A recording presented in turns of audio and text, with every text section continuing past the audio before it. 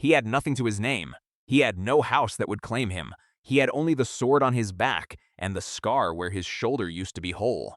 And he had died once, kneeling with 7 blades buried in his back, until one morning in a snow that did not belong to him, the world began again. This is the story of the boy with 2 lives behind his eyes. They would call him Zeke Draker, and before they named him, the gods of the dragon line would weigh his soul on the edge of a coin. The mountains had always been the first witness. White peaks under a gray sky, patient, vast, untouched by mercy, and beneath them, in a ruin of frost and blood, a man knelt. Swords had been driven through his back the way nails are driven through wood. There was a smile on his face still. Strained, dying, refusing. Beside him stood the men who had betrayed him, cloaked, hooded faces lit by glowstones and contempt. They had taken his arm. They had taken his name. They had not yet taken his eyes. The wounded warrior raised his head, and in that lifted gaze was a thing the betrayers did not recognize, not fear, not pleading. Something older, the patience of a man who had outlived every chance he had been given. A hand reached into his coat and drew out a coin. Gold, scratched, stamped with the emblem of a dragon. They watched him press it to his bloodied palm, and then the snow began to glow. Purple light tore from the broken man like steam from a forge. The betrayers stepped back, too late. A pillar of golden fire bloomed from the kneeling warrior, and the sky tilted. Coins fell from the air, each one stamped with the same dragon mark. A voice without throat spoke into the world. The soul of an elder dragon is engraved upon the coin. The wounded warrior heard it the way a drowning man hears the shore. Zeke Draker, do you agree? He did not need to speak. He had agreed the day they put the first sword in his back. A countdown began. 5, 4, 3. White light swallowed the mountain. And the boy with 2 lives behind his eyes opened his eyes on a different morning. He was small again. Small hands, small ribs. A boy's heart beating fast enough to frighten him. Above him, the canopy of a bed he had not slept in for half a lifetime. The room smelled of lavender and old stone, and outside the window, white towers he had thought he would never see whole again. The Draker estate. The cradle. The training place of the Dragon Slayer line, where the family that called itself Dragon Slayer raised its young like blades on a whetstone. Where, in the life that had ended in snow, he had been mocked and broken and shipped to the south to die. He sat up slowly, and the system that had been welded into his soul lit the air before him. The administration system is restarting. The soul of the Awakener is 100% aligned. He read the words the way another boy might read a letter from a father he had buried. Carefully. Then a second time, class Rare Healer. Skills Composed Mind, Heightened Senses, Precise Stab, Healer. The class his family had laughed him out of every hall for. In the life behind him, that class had been his shame. In the life ahead of him, it would be the lock and the key both. He smiled, and the smile did not belong to a boy. It belonged to the man who had died in the snow. He had been given a second draw. He had been given his enemies before they knew they were his enemies. This time, the blade would be his. A knock at the door, and the man who entered was the first ghost, the first life, the steward Decker, monocled, white-haired, judging. The boy with 2 lives behind his eyes did not flinch. Decker had once frightened him to silence in the old life. Now Decker was only an old man with a glass in his eye and an answer he did not yet know he would give. Class Skill Composed Mind activated, and the small heart of the boy slowed to the beat of the man's. Decker said his name like one speaks of a household pest. Young Master Zeke, the evaluation will be tomorrow. Try this time not to embarrass the house. And then the steward left. The boy with 2 lives behind his eyes looked at the closed door for a long, even moment, and then he laughed. A small, soft, terrible laugh. Because the steward did not yet know that the boy in this room had already broken his own jaw. 3 times in a war that would not begin for years. He stood. The room was too tall for him, the floor too cold. He looked down at his hands and saw a child's fingers and a swordsman's calluses fading. He would have to earn the calluses back. He would have to earn the bones, the breath, the cold, dead patience. In the first life, he had learned all of it in ditches and slave pens. In this life, he would learn it on his family's marble. The boy with 2 lives behind his eyes lifted his chin, and on the wall outside his door, a dozen cousins were already sharpening the knives they did not yet know he would survive. More than a dozen.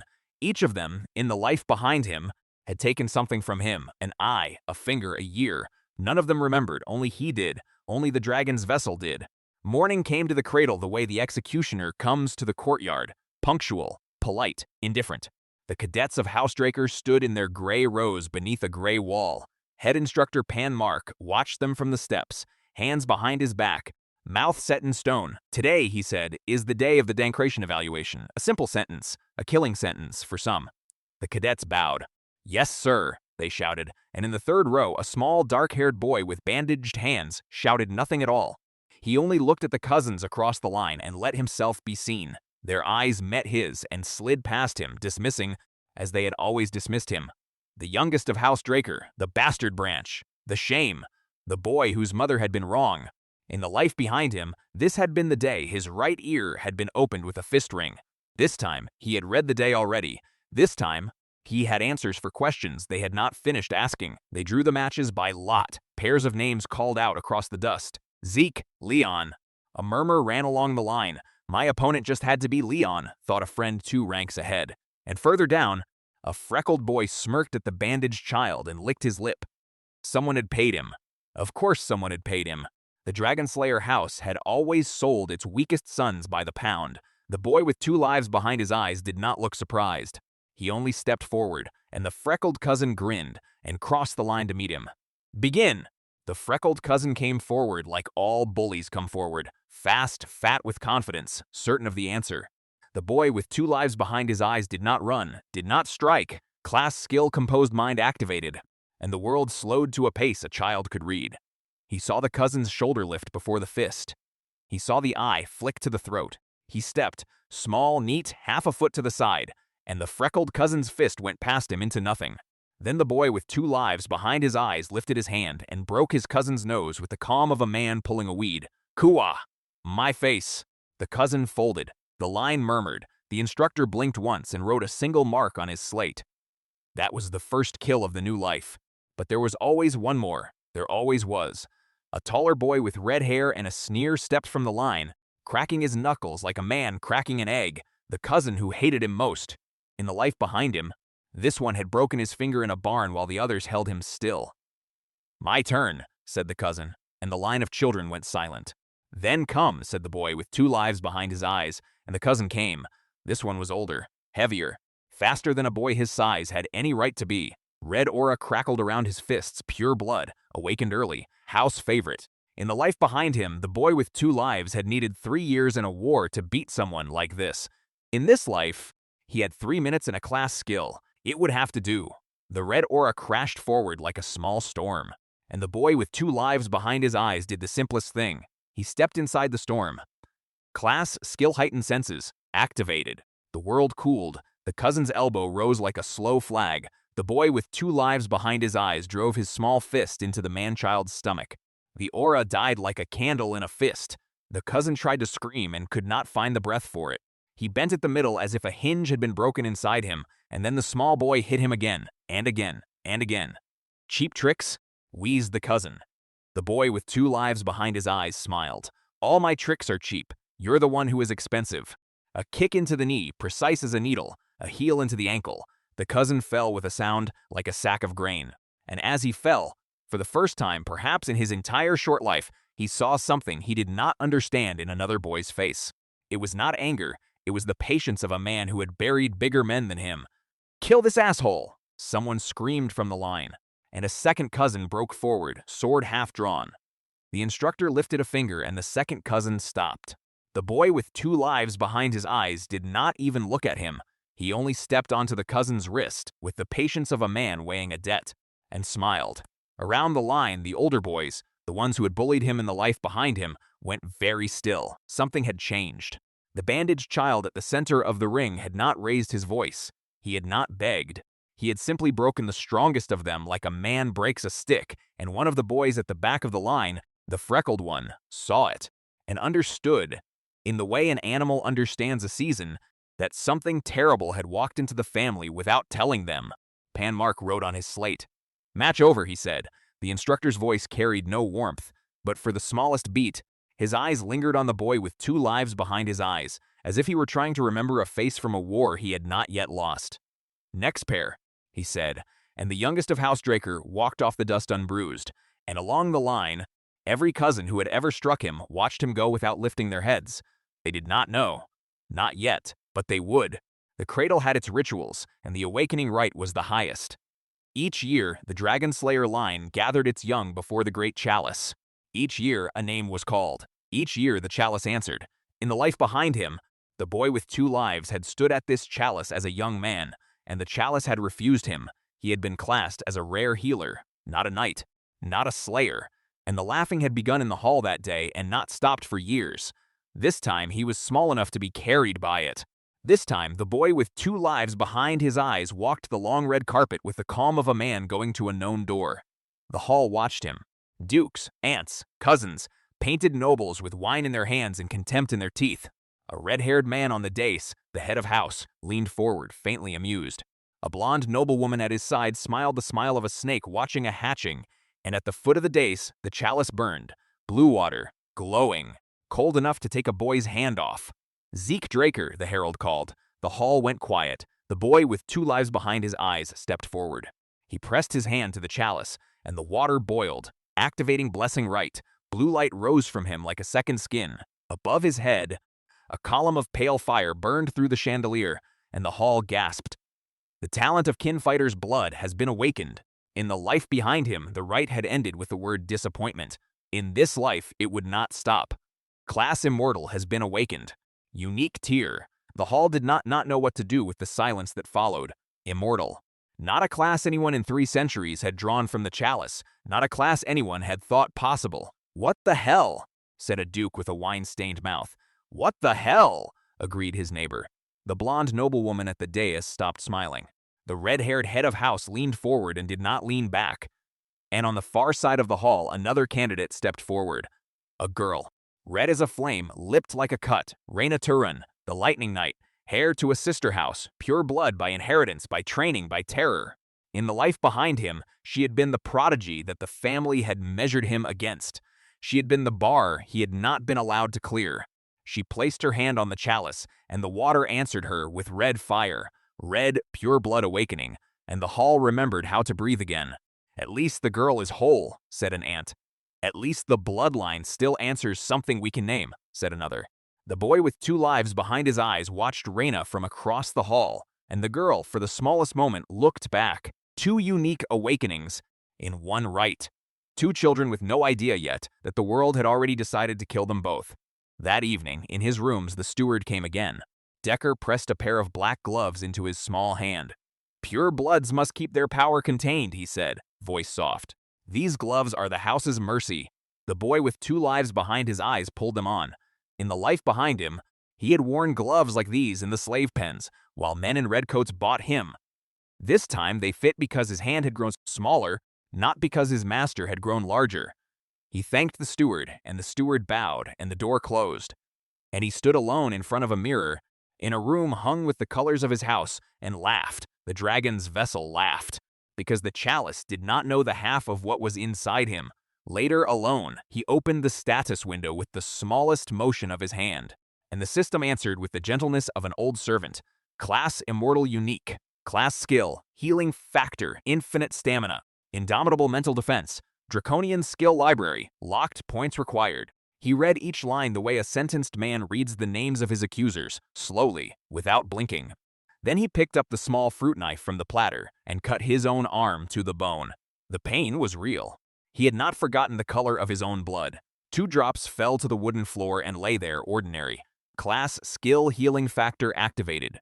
And before the 3rd drop could fall, the wound closed, like a mouth deciding it had nothing to say. The boy with 2 lives behind his eyes looked at his sealed arm for a long, quiet moment. Then he wiped the blade on the carpet and put it back on the tray. "No way," he whispered, and then a smile crawled up his face that was older than the room he stood in. In the life behind him, he had bled to death in the snow. In this life, the snow would have to do its work twice. The next morning, the steward came again, this time with no monocle in his eye and no contempt in his voice. "The Duke has invited you to his table this week," said Decker, bowing the smallest bow of his life. "The Duke," said the boy with 2 lives behind his eyes, "does not invite bastards to his table." "He does," said Decker carefully, "when their chalice burns a color the family has not seen in 3 centuries. The boy with 2 lives behind his eyes considered this for a long moment. Then he smiled the smile that had begun, in the life behind him, to be the only smile he had left. "Tell the Duke," he said, "that I will be honored." And tell the second son's wife," he added very mildly, "that I look forward to her cooking." Decker bowed and went out. In the life behind him, the second son's wife had poisoned his soup at his first family dinner. In this life, she would not have the chance. The dinner was held 3 nights later in the great hall of the house. Roasted things on silver. Wine darker than any blood the family had spilled in 100 years. The Duke at the head, the ants in their lace. And, halfway down the table, the boy with 2 lives behind his eyes, eating a small, careful plate. The second wolf smiled at him from across the long board. "Try the broth." "Young master," she said, voice silk and gravel. "It is a family recipe." The dragon's vessel lifted his spoon. Then he laid the spoon politely down. "I think," he said, "I would prefer to eat what my aunt is eating." And he reached across and switched their plates. The hall went still. The aunt's wineglass froze halfway to her painted mouth. The Duke at the head of the table set down his knife very slowly. "Eat," said the boy with 2 lives behind his eyes gently. "It is, after all, a family recipe."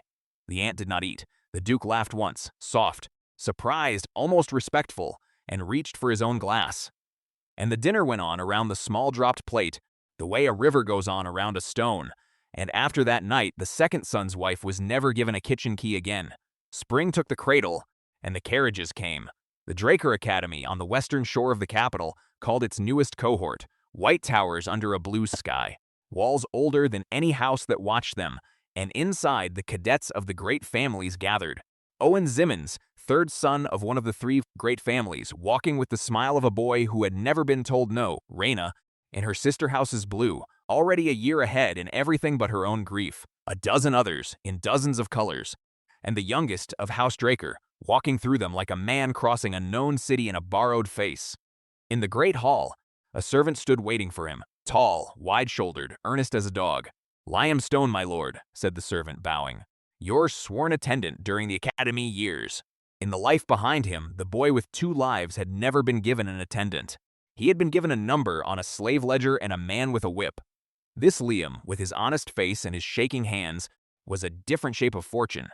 "Walk with me," said the boy with 2 lives behind his eyes.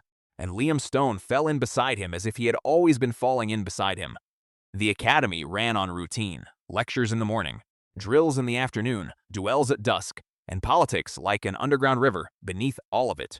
The boy with 2 lives behind his eyes attended every class the way a thief attends a market, listening, weighing, taking what could be used. In magic theory, he asked questions the professor could not answer. In strategy, he answered questions the professor had not yet asked. The other cadets watched him the way deer watch a stranger at the watering hole. He let them watch. On the 8th morning, Decker arrived with letters from the house, 3 of them sealed in red, the 4th sealed in black. "The black one," said Decker, "comes from the Duke himself." The boy with 2 lives behind his eyes broke the seal in the morning light and read it twice. Then a 3rd time, more slowly because the Duke had used a phrase he had not used in a letter to anyone in 8 years. "What is it, my lord?" said Liam Stone. "An invitation," said the dragon's vessel. "To what?" "To becoming dangerous." And he folded the letter into his coat and walked out into the courtyard and did not speak of it again that day. Owen Zimmons kept his own circle at the academy. 3 sons of 3 houses, well-dressed, sharp-tongued, easy with their swords. They sat in the southern garden in the long evenings where the light was kindest to their faces. The boy with 2 lives behind his eyes walked past them every day on his way back from drills. And every day, one of Owen's circle said something just loud enough to be heard. And every day, the dragon's vessel did not break stride.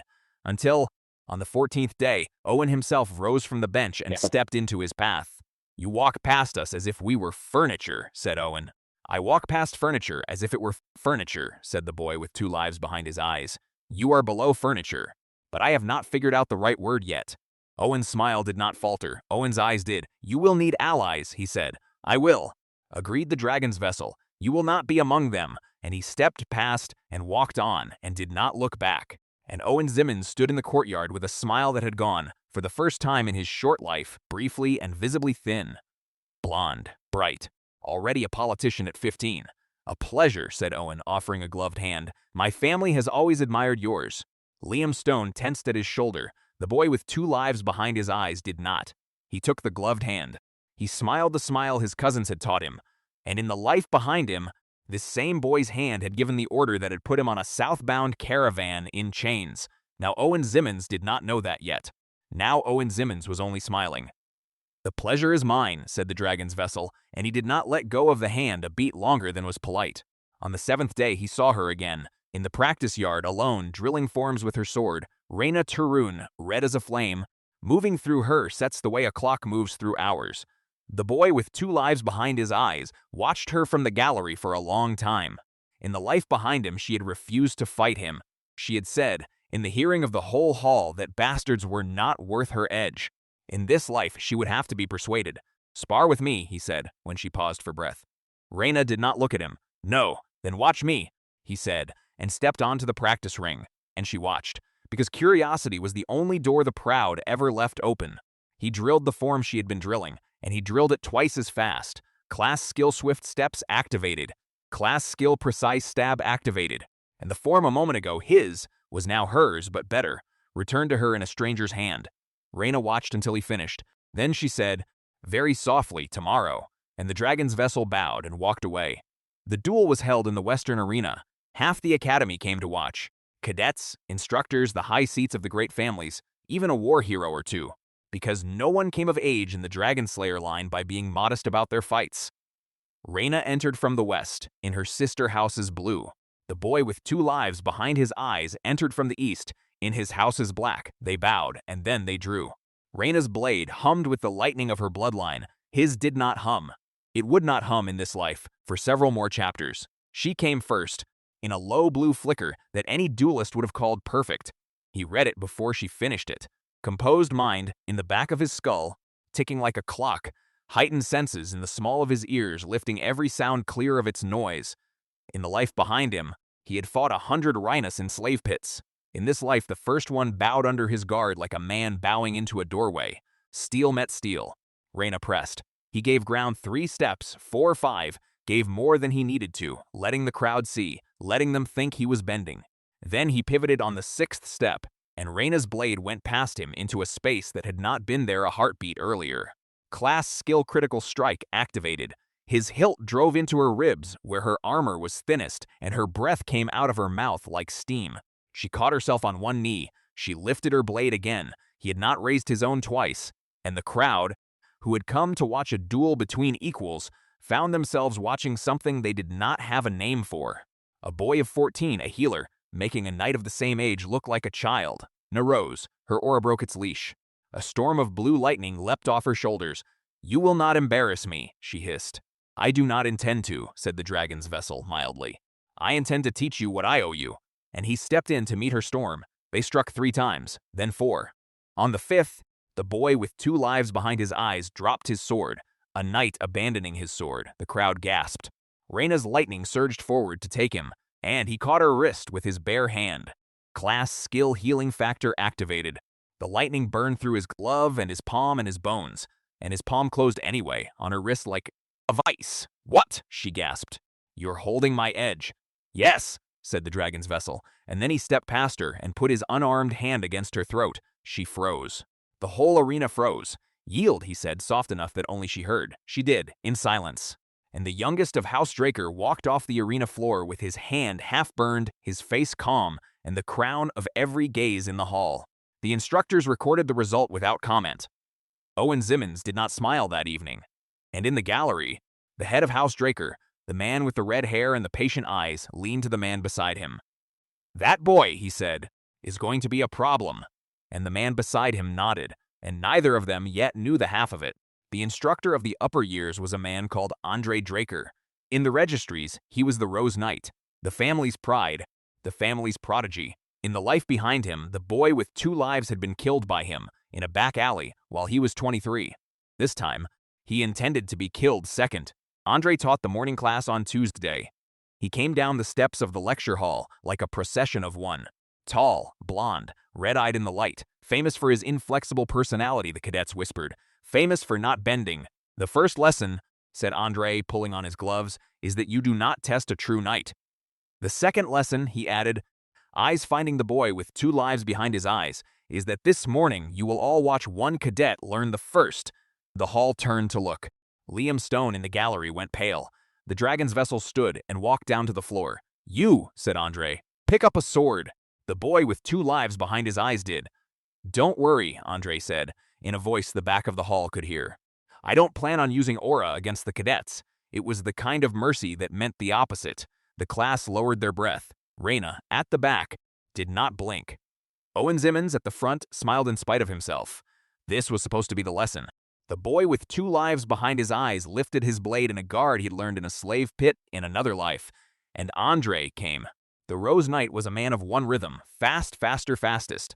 In the first exchange, the boy with 2 lives parried twice and gave ground 3 times. In the second, he parried once. In the third, his sword broke. The class did not gasp. Andre did not smile. "Get another one," said the Rose Knight. The dragon's vessel did.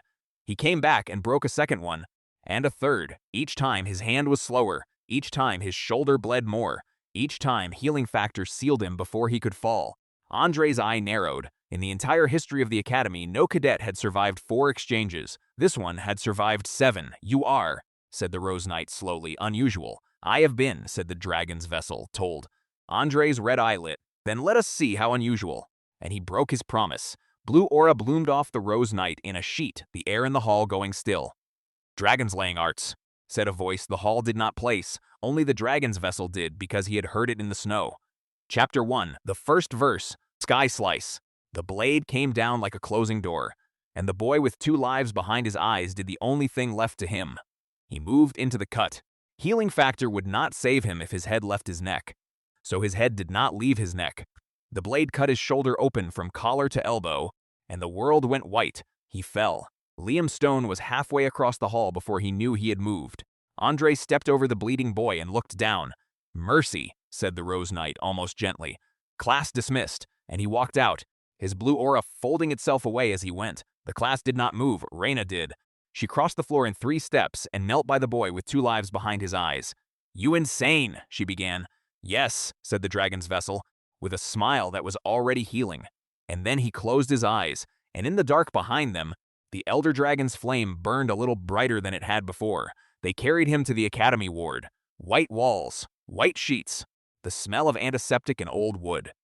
Liam Stone sat in the corner with his hands knotted between his knees. Reyna stood at the window for a while, then left without speaking, and the boy with 2 lives behind his eyes slept the sleep of a man whose body knew it had been here before.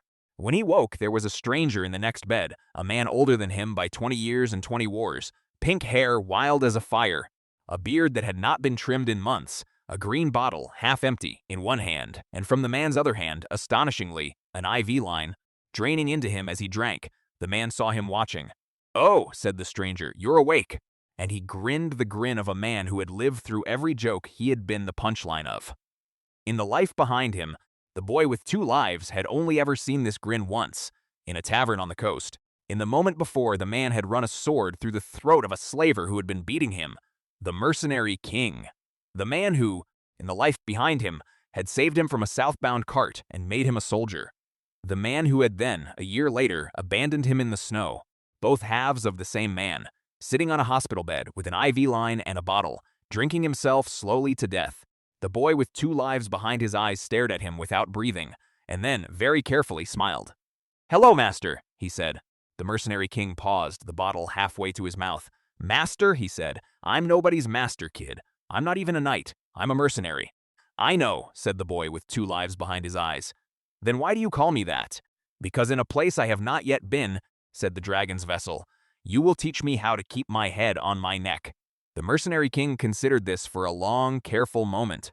Then he laughed, a long, wet, terrible laugh that ended in a coughing fit and a longer pull from the bottle. "Strange one," he said. "What's your name?" "Zeke Draker." "Ah," said the mercenary king, "the bastard of the bastards. They say you broke a Turan girl in an arena last week." "I did, and they say you stood 3 exchanges with the Rose Knight before he opened your shoulder." "I stood 7, said the dragon's vessel mildly. The mercenary king's grin did not move. His eyes did. "Then," he said finally, "sit up properly. I want to look at you." The boy with 2 lives behind his eyes sat up. The mercenary king swung his legs off the bed, set the bottle aside, and walked across the small space between them. He took the boy's chin in his hand. He looked into his eyes for a long, long moment, and then his free hand came around, fast as a crow's wing, to test the boy's reflex. The dragon's vessel caught the wrist with his open palm. without thinking, without moving anything else. The mercenary king smiled, and in the back of his soldier's brain, a question began that would not be answered for several years. "What do you want from me, boy?" he said, releasing the wrist. "To be your apprentice. I take no apprentices. You will take me." "And why?" said the mercenary king, leaning down to the boy's level. "Will I do that?" "Because I will be the only student you ever have," said the dragon's vessel. "Who can stand 7 cuts from the rose knight and walk out of the room? And the only one," he added very softly, "who knows what you did in the snow." The mercenary king's face did not change. His hand very slowly dropped from the boy's chin. "I don't know what you mean by that," he said. "You will," said the boy with 2 lives behind his eyes, "in a few years, when the snow comes." The mercenary king held his eyes for 1 long second. Then he picked up his bottle and sat back down on his bed. "Apprentice, then," he said, voice flat, and he took a long drink, and neither of them spoke again until morning. In the weeks that followed, the mercenary king left the hospital ward. He moved into a small house at the academy's edge, the kind of house the gardeners had used in better years. And on a small green field behind the house, in the long evenings, he taught the boy with 2 lives behind his eyes how to stand. "Your stance is a soldier's," he said. "You learned it in a war. In a war I will not let you tell me about," he added very softly. "So we will burn it, and we will give you a mercenary stance, which is the stance of a man who plans to leave." The dragon's vessel learned it, drilled it, until his calves were stone and his shoulder did not bleed when he moved sideways, until the mercenary king set his bottle down for an hour at a time, until the small things, critical strike, heightened senses, chained to the new stance the way a key chains to a lock. "You are," said the mercenary king at the end of one long evening, sweating for the first time in months, "a strange child. You move like a man who has died." "I have," said the boy with 2 lives behind his eyes. The mercenary king looked at him for a long while. Then he picked up his bottle and took the smallest sip he had taken in 3 years. "I will believe that," he said, "when I am too drunk to argue with it." And the dragon's vessel laughed, the first real laugh he had laughed since the snow. On the last evening of that month, the mercenary king handed him a small blue object, a puzzle piece with one corner worn smooth. "What is this?" said the boy with 2 lives behind his eyes. "A reminder," said the mercenary king, "that men are not whole, they are pieces, looking for the rest of themselves. And if I find the rest of myself, then I will tell you the name of the war I do not want you to ask me about." The dragon's vessel closed his small fist around the piece and tucked it into the pocket against his ribs. And, in the back of his soldier's heart, made a promise that he would, one day, give the mercenary king back the rest of himself. There was a man at the academy called Professor Fannin. He was new, he was thin, he was charming in the way poisons are charming, and he taught magic theory in a room that should not have had magic in it. The boy with 2 lives behind his eyes had not known him in the life before, which meant, and only meant, that the regression had begun to shake the tree. Branches he had not seen were beginning to drop. Fannin called him to the front of the class. "You have an unusual class, master," said the professor, in his lecture voice. "Yes," said the dragon's vessel. "Healer, I'm told. I am told that too." The other cadets watched, half bored, half curious. Fannin smiled. "After class," he said, "a few minutes, in the garden, there is something I would like to ask you."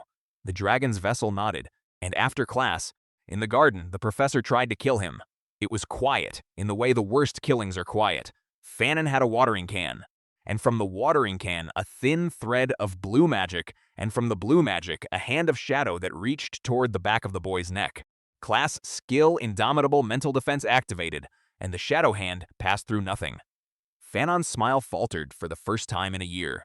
The boy with 2 lives behind his eyes turned and looked at him. "Try again," he said. Fannin did, faster, sharper, with all the seriousness of a man who had stopped pretending. The dragon's vessel met him in the leaves. Fists, knees, the brutal trait of 2 men who had no rules left. "Who sent you?" the boy with 2 lives breathed between strikes. "Nobody," said Fannin. "Liar.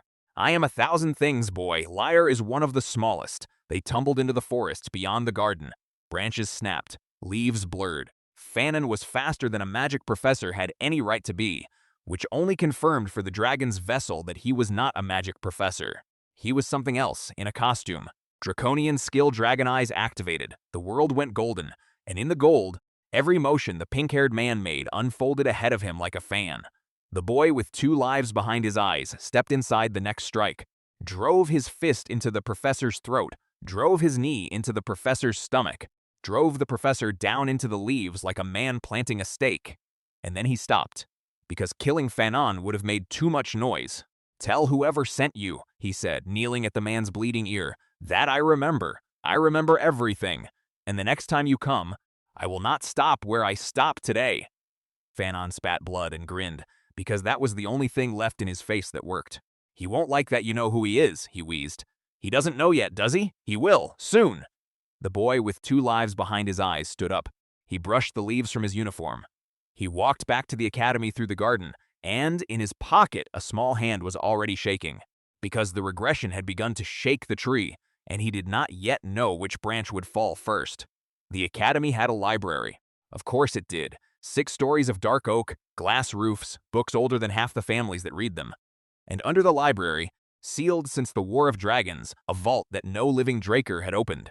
In the life behind him, the boy with 2 lives had not known the vault existed. In this life, the system knew. The mini-map has been converted from 2D to 3D, and the map showed beneath the library floor a glowing red door. "How would I lose my way with this?" said the boy with 2 lives behind his eyes, half-locking. He waited until midnight. He let Liam Stone sleep in his alcove, and he walked into the library with a torch and a worry, past the long shelves, past the closed reading rooms, into the iron stair that descended below the floor. The system marked his path as he went, and the dragon's vessel followed his own map deeper into the bones of his house. The door was old, iron and runes, and dust thick as a winter blanket. It read him before he read it. The beginner quest book has been deactivated. "Welcome, Administrator Zeke Draker." The door opened in silence. Inside a hall. Inside the hall, a knight in armor, twice the size of a man, standing, and beyond the knight, a chest, and beyond the chest, a sarcophagus, and beyond the sarcophagus. The boy with 2 lives behind his eyes stopped at the threshold, because he had read what was beyond the sarcophagus already. Bahamut, the cursed light dragon, the gift of Tarakan Draker, first of his line. The dead knight raised its sword. Class skill swift steps activated. Class skill critical strike activated. The dragon's vessel was already in motion. He cut the knight at the shoulder, where dead armor was thinnest. He cut the knight at the knee. He cut the knight at the helm, and the helm split, and the dead thing went quiet. You gained 30 karma points. He did not stop to celebrate. He stepped past the knight. He stepped past the chest. He would come back for the chest. He stepped to the sarcophagus, and there, behind a wall of red light, beat a heart, larger than a man's chest, older than any house that watched it, burning slow and patient as if waiting. The boy with 2 lives behind his eyes laid his gloved hand against the glass. The cursed light dragon, Bahamut, reacts to the administrator. The heart pulsed, once, twice, and then the smoke that lived inside the glass began to speak. "Kill them all," said the smoke. "Kill them all and I will make you free." The dragon's vessel did not flinch. He had heard worse offers in worse rooms. "No," he said. "Then why are you here?" "To take you," said the boy with 2 lives behind his eyes, "and give you nothing in return." The glass cracked. The smoke poured, and the heart of the cursed dragon broke against him like a wave. "A pure and dense source of mana is flowing into me. Flowing into me." It burned. It burned the way fire burns. It burned the way the snow had burned in the moment before he died the first time.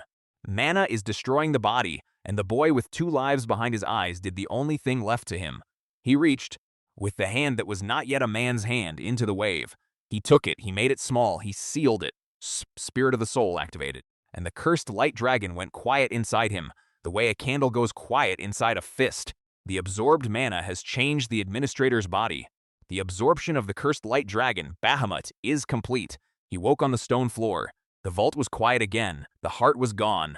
Only a torn red symbol remained and a fine ash on the floor. He picked up the symbol with one shaking hand, a demon's face in old paint, and on the wall behind it, a question in his own house's old hand.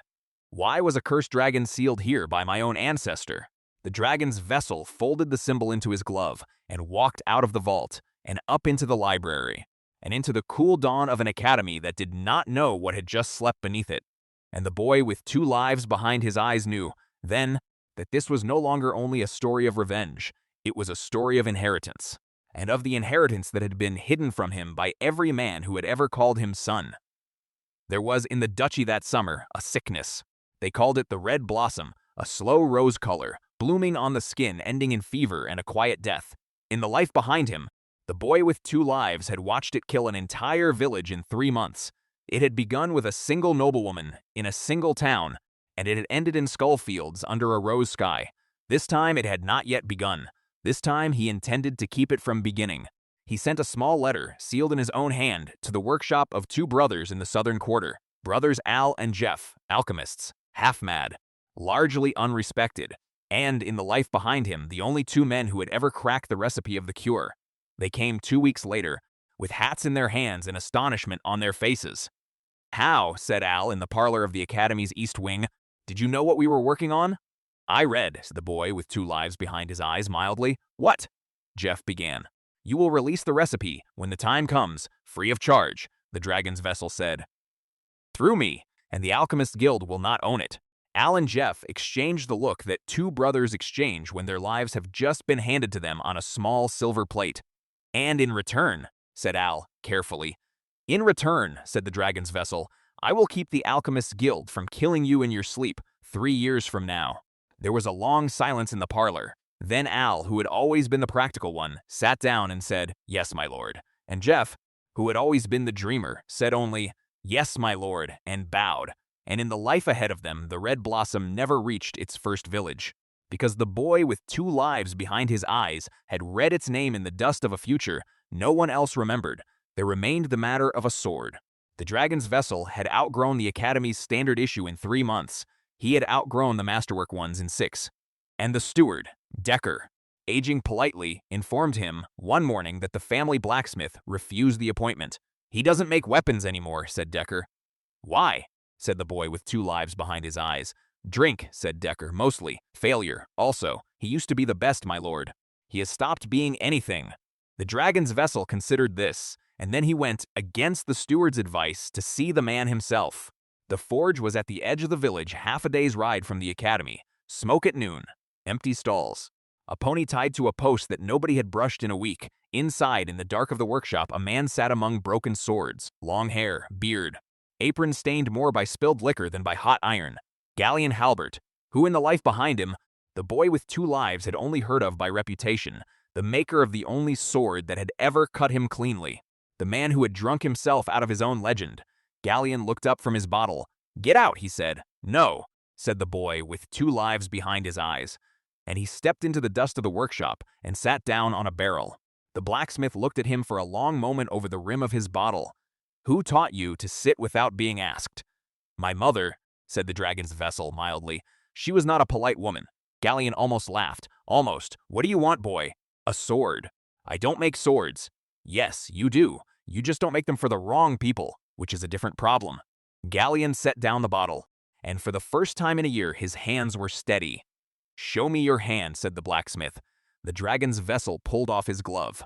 Draconian skill dragon eyes activated, and in the dim the yellow of the elder dragon lit his eye, slowly like an oil lamp finding its wick. Galleon stared. He stared for a long, long time.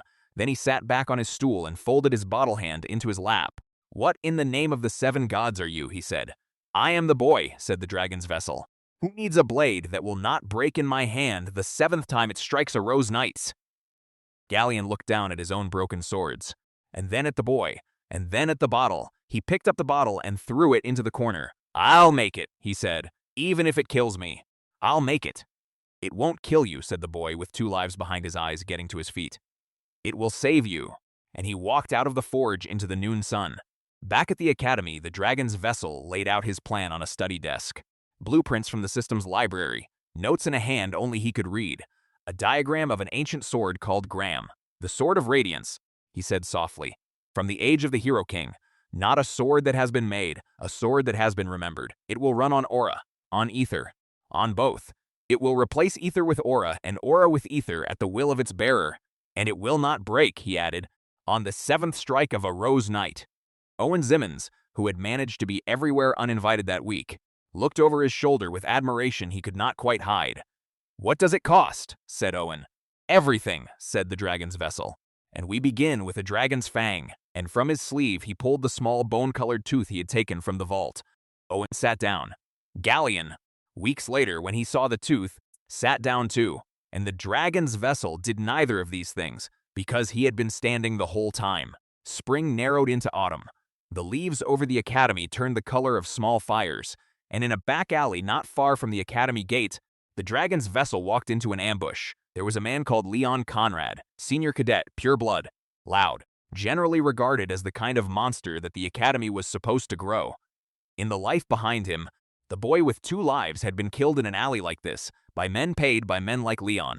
Now the alley was the same. Now the men were the same. Now only the boy was different. Leon and 3 friends stepped out of the shadow as he passed. "Sir Leon Conrad," said one of them, with a small, false bow. "I apologize," the dragon's vessel said quietly. "I don't recognize you." Leon laughed, loud, bright. The laugh of a man who had not been told no in 3 years. "Vermin," he said. "Like you," said a friend. "Are a hindrance," said the third. 6 men. 1 small boy. A back alley. In the life behind him, this had ended in a coffin. In this life, it ended in something else. The first knife came at his throat. Class skill swift steps activated, and the alley shrank around him. He took the knife from the first man with 1 hand. He put it into the second man with the other. The third man swung a staff at his head. He stepped under it, took the staff, used it to break the man's knee. The fourth tried to run. He did not run far. Leon and 1 remaining friend stood at the end of the alley with their hands open and their faces white. Leon began. "I'm sorry, Leon Conrad," said the dragon's vessel, in Leon's own voice, exactly the way Leon had said it a moment ago to the friend. And the irony hung in the air between them like a small bell ringing. Leon's friend dropped to his knees. Leon did not. "Yield," said the boy, with 2 lives behind his eyes. Leon did not. "Then you don't need your sword arm," said the dragon's vessel, and he took it. He left them alive, bleeding but alive, because dead men did not carry messages, and he needed them to carry one. He cleaned his hand on a fallen cape and stepped out of the alley into a moon that did not care. Liam Stone met him at the gate. "My lord, it is nothing," said the dragon's vessel. "There is a great deal of blood on you for nothing, my lord." "There is more," said the dragon's vessel, "on the alley." Liam Stone did not ask another question for 2 days, which was, the dragon's vessel reflected, the truest mark of a vassal he had yet seen. The next morning, the headmaster's office sent a note, 3 lines, cold, polite, carefully not accusing anyone of anything. "Sir Leon Conrad," it began, "has suffered an injury in an unfortunate encounter with footpads outside the academy walls." The boy with 2 lives behind his eyes read the note twice. Then he set it on fire with a single touch of his gloved finger. Liam Stone, standing by the door, did not comment. Decker arrived an hour later, his white hair very straight in the morning light. "The Conrad family," said the steward, "is, of course, embarrassed." "They are not embarrassed," said the dragon's vessel. "They are afraid." "Yes, my lord. Tell them the offer of marriage between their daughter and a Zimmons cousin will not be possible this year." Decker did not blink. "You know about the marriage, my lord." "I know," said the boy with 2 lives behind his eyes. "About more marriages than the Duke has fingers." Decker bowed. "Deeper than the bow before." "And the Zimmons cousin," he asked, half turning at the door. "Will be invited to a quiet conversation," said the dragon's vessel, "in a less quiet alley." Decker did not bow this time. He simply went out. And the boy with 2 lives behind his eyes turned back to the window and watched the snow gather on the academy roofs, and smiled, faintly. The faintest of smiles, because the regression had begun to reach into the family politics, and the family politics were beginning, slowly, to bleed. Winter took the academy, and the semester ended in fire and snow. "The semester evaluation dungeon exploration," said the placard above the gate. Pairs of cadets would enter a constructed dungeon in the western mountains. They had a timer, they had a quest, they had no rescue. "Fail to escape within the limit," said the placard, "and the dungeon becomes your tomb." The pairings were drawn the day before. The dragon's vessel drew Liam Stone, which he had paid quietly to arrange. "Is this safe?" said Liam that night in the carriage. "No," said the dragon's vessel. "Then why is your face so calm?" "Because I have done this before, in a different body," said the boy with 2 lives behind his eyes. "And because the man who wants me dead is one of the men grading us." Liam Stone looked at him in the lantern light for a long moment. "I should not enjoy this," he said. "You don't have to enjoy it," said the dragon's vessel. "You only have to live through it." And the carriage rattled into the White Mountains, and the boy with 2 lives behind his eyes slept the sleep of a man who had counted his weapons twice. Andre Draker stood at the dungeon mouth in the dawn, in black armor, in white frost, red-eyed in the cold. "As long as I am the evaluator," he said, "I will not let anything slide." The pairs of cadets stepped one by one into the dark. Owen Zimmons went in 3rd. Raina, in another pair, went in 7th. The dragon's vessel and Liam Stone went in ninth, and as the gate closed behind them, the Rose Knight smiled. In the life behind him, the boy with 2 lives had not known this look. In this life, he had been waiting for it for 2 years. The dungeon opened on a stone hall under the mountain, torches that lit themselves, air that smelled of old sulfur, and in the dark, 3 pairs of red eyes. "Hellhounds," said Liam Stone, going pale. "A Tier 3 danger class monster," said the placard in the boy's mind, which was not the kind of monster you put into a semester exam unless you intended to bury one of the students. "Liam," said the dragon's vessel. "Left side, take the smallest. I will manage the other 2. Liam Stone drew his sword with hands that were not yet shaking, and the hellhounds came. They came in a hot wind, with fire in their mouths and joy in their throats. Class skill heightened senses activated, and the smell of the dungeon clarified into the smell of 3 separate beasts. The boy with 2 lives behind his eyes moved sideways. The first hellhound passed him in flame and broke its neck against the wall. The second leapt at his head. He took it from below and split its jaw on a single upward stab. Blood, ash, the third hound turning to flee, and Liam Stone behind him, putting the third one down with a clean cut through the shoulder. You defeated 3 hellhounds. You gained 60 karma points. Liam Stone breathed. That was the easy room," said the boy with 2 lives behind his eyes. "There will be harder ones." The second chamber was worse. Trolls, 2 of them, tall as a smithy. In the life behind him, the boy with 2 lives had spent 6 months learning that trolls could not be cut, only worn. "Their regeneration outpaces honest attacks," he said over his shoulder. "Cut clean. Cut last. Cut where the bone is." Liam Stone nodded once and did not ask how he knew. The first troll came at the dragon's vessel like a falling tower. He stepped under its arm, took out its hamstring, came out the other side. It dropped. Liam Stone on the other side of the chamber was less elegant, but no less effective. He let the second troll grab him. He let it lift him, and then he put his sword through the underside of its jaw into the brain that thought it could not die. The troll dropped. Liam Stone landed. "I'm sorry, my lord," he wheezed. "That took longer than it should have." "It was perfect," said the dragon's vessel. "And it was. You defeated a troll." The clock at his belt ticked. Halfway. Liam Stone wiped blood from his eye. The dragon's vessel checked the map in his head. 2 more chambers, 1 more boss, and whatever the Rose Knight had put at the end of this dungeon to kill him. They came to the 3rd chamber, and the 3rd chamber was wrong. Too big. Too old. The walls cut by claws that no troll had grown, and at the center, a pit. From the pit, a sound like 100 mouths sharing a single appetite. "Out," said the dragon's vessel. Liam Stone did not need to be told twice. The thing rose from the pit like a serpent thrown into reverse. Black, purple, long enough to fill the chamber. A maw that opened in 3 directions, ringed with teeth like little tombstones. "That," said Liam Stone very calmly, "is not a Tier 3. "No," agreed the dragon's vessel. "It is not. Andre." "Andre," he agreed, and stepped between Liam and the worm. "Stay back. If I die, run for the gate." "My lord, I will not die," said the boy with 2 lives behind his eyes. "But you must believe I might in case I do." And he stepped forward into the worm's first strike. The worm came down like the closing of a vault. He stepped inside it, cut up through the soft underside of its jaw. Class skill critical strike activated. The cut sliced clean, the worm howled, and a wave of purple acid washed back over him. Class skill healing factor activated. His skin reknit even as it burned. Again the worm struck. Again he stepped inside it. Again he cut. And again it bled. But it did not die. It did not die because Andre had paid for something that did not know how to. Liam Stone, at the back, watched in horror as the worm raised the dragon's vessel up in its tongue and squeezed. And then Liam Stone did the only thing his loyalty had taught him to do. He ran into the chamber, screaming the name of a master.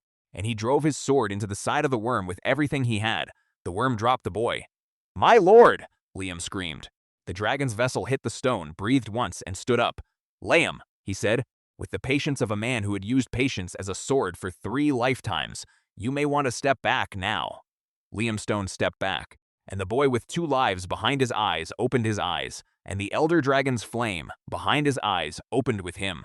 Dragonkin skill gluttony, unlocked. The system spoke in the boy's head: devour the monster, absorb its abilities, consume.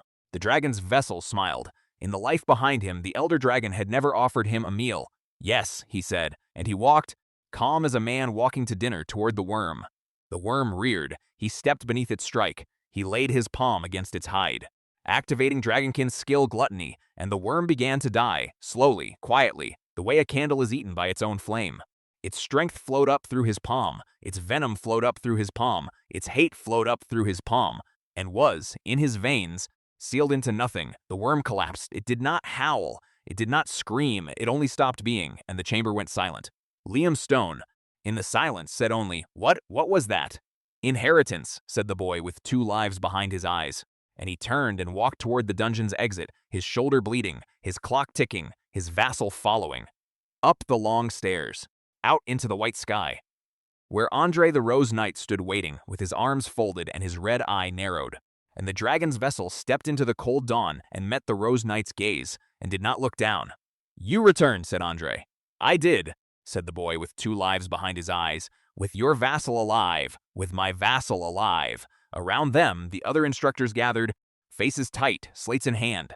Andre wrote a number on a slate. Then he wrote a different one. Then he tore the page in half and handed the larger half to the registrar. 368, said the registrar, blinking. Passed. Andre did not smile. He looked at the dragon's vessel for a long, long moment. Then he turned and walked away across the snow, his red cape catching the wind. "Or a troll," murmured a cadet behind them, eyes on the dungeon mouth. "Could you have even survived?" said another. The boy with 2 lives behind his eyes did not answer. Owen Zimmons, his arm in a sling, gave him a small nod from across the crowd. Raina, her hair frosted, did not nod, but she looked. And the dragon's vessel turned and walked toward the carriages with Liam Stone half a step behind him. Owen Zimmons, his arm in its sling, intercepted him before the carriage gate. "You did not have to bring him out alive," said Owen very quietly. "I had to," said the boy with 2 lives behind his eyes. "He is a servant." "He is the only honest man in this academy," said the dragon's vessel, "and I do not have the budget to lose any of those." Owen looked at him for a long moment. Then, surprising himself, Owen lowered his eyes first. "You will be at the spring banquet?" he asked, the way men ask questions when they are testing the shape of a new friendship they did not expect to feel. "I will," said the boy with 2 lives behind his eyes, "and so will you. And we will speak then about which families are still buying poisons through which kitchens." Owen's good hand closed, very lightly, around his own sling. "Yes," he said, and he turned and walked back toward his own carriage with a step that was not quite steady, and not entirely his. Raina, by her own carriage, did not speak, but as the dragon's vessel passed, she lifted her gloved hand from the carriage door, in the smallest of all possible salutes, and he, without breaking stride, lifted his own, and the 2 of them, on opposite sides of the courtyard, in the snow of a winter that had nearly killed one of them, acknowledged each other the way the survivors of small wars acknowledge each other. Without smile, without word, with understanding. That night, in the Platinum Mansion, the system spoke again. "Would you like to open Terracon Draker's other dying gift?"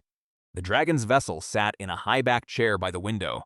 With the moon on the snow outside, Liam Stone had been put to bed with a sleeping draft and a guard at the door. Galleon would deliver the first draft of the sword in the morning. The mercenary king, still drunk, still living, was, by the system's last report, on a balcony in the capital, drinking a slow toast to nothing, and the dragon's vessel was, for the first time in a year, alone. Alone, with the heart of an elder dragon in his ribs and the question of an ancestor on his tongue.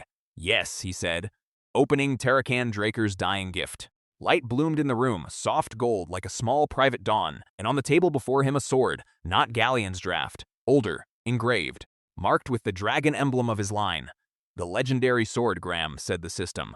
The dragon's vessel reached for the hilt and paused, because behind the sword, in the shadow of the gift, lay a smaller thing, a sarcophagus, a small red half-open sarcophagus of a kind that had no business existing in any room of his house.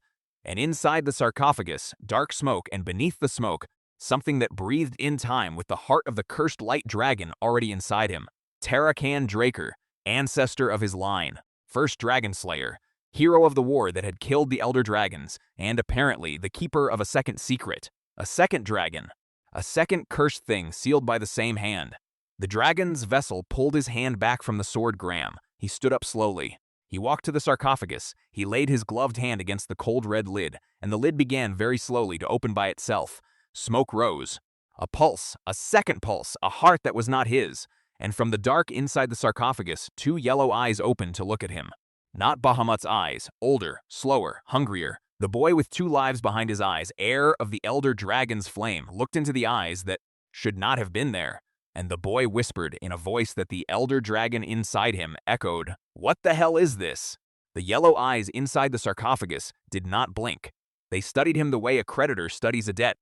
And inside the dragon's vessel, Bahamut, the cursed light dragon already nested in his ribs, went still, not afraid, worse than afraid, recognizing, "You know this one," said the dragon's vessel in the quiet of his own skull. And the elder dragon inside him answered, in a voice older than any sword in the room, with only one word, "Yes, friend?" asked the dragon's vessel, and Bahamut did not answer, which was the only answer the boy with 2 lives behind his eyes needed. Tarakan Draker, ancestor of his line, had not been content with one dying gift. Tarakan Draker had sealed 2 of the elder beasts beneath the same house, and trusted his blood to inherit them in order. First the light, then the dark, first the dragon that would build a vessel, then the dragon that would test what the vessel had built, and in the small, cold red sarcophagus, the second dragon waited and breathed and watched. The dragon's vessel did not lower his hand. He did not step back. He looked into the yellow eyes and inventoried what he had. 1 sword on order, 1 cursed light dragon in his chest, 1 wounded vassal, 1 drunk king, 1 rose knight watching him from across a winter. It was, he thought, a worse hand than he had ever played in his first life, which meant it was the first hand worth playing. He smiled, a small, private, Mountain Frost smile. "All right," said the dragon's vessel to the yellow eyes. "All right, we will meet properly when the year turns. Until then, stay where my ancestor put you, or do not. I will be ready either way." And he closed the sarcophagus lid with his own hand gently, the way a man closes the lid of a piano he intends to play later, and the yellow eyes, just before the lid sealed, gave him a look that he could not read. Not hatred, not hunger, something more dangerous, patience, as if to say, "Take your time, boy. I have been here longer than your house." The dragon's vessel turned away from the sarcophagus. He walked back to his chair by the window. He picked up the sword Graham, Tarakan's first gift, and laid it across his knees the way a man lays a treaty across his knees. And he watched the snow come down on the courtyard of the Platinum Mansion, and he counted, in his head, the days remaining on a clock no one else could see. 364, 363. Time, the dragon's vessel thought, was not on his side, but it had never been, and the boy who had come back from the steel had this time learned the trick of using it anyway. Outside the Platinum Mansion, snow began to fall, the same snow that had once buried him in another life, the same snow that had once made him kneel with 7 swords in his back. The boy with 2 lives behind his eyes, heir of the elder dragon's flame, closed his fist around the smoke rising from the sarcophagus, and he made the smoke a promise that whatever was in this second tomb, whatever new game his ancestor had left for him to play, he would not die small. That whatever wore those yellow eyes in the dark of his house's lowest secret would learn the shape of his name. That this time the blade would be his. That this time the snow would have to do its work twice, and a third time, and a fourth. That this time, the boy who had come back from the steel was going to walk back through the steel of every other man until there was no man left.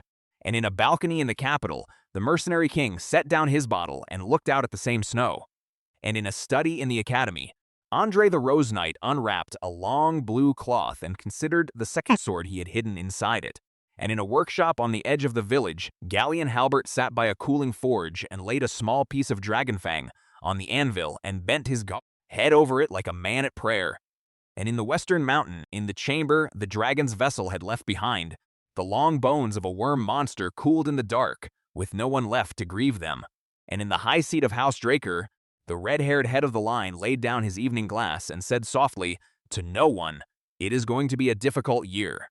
And the boy with 2 lives behind his eyes, heir of the elder dragon's flame, the youngest of House Draker, the soul that walked back through the swords, stood in the snowfall of a Platinum Mansion and read the system one last time.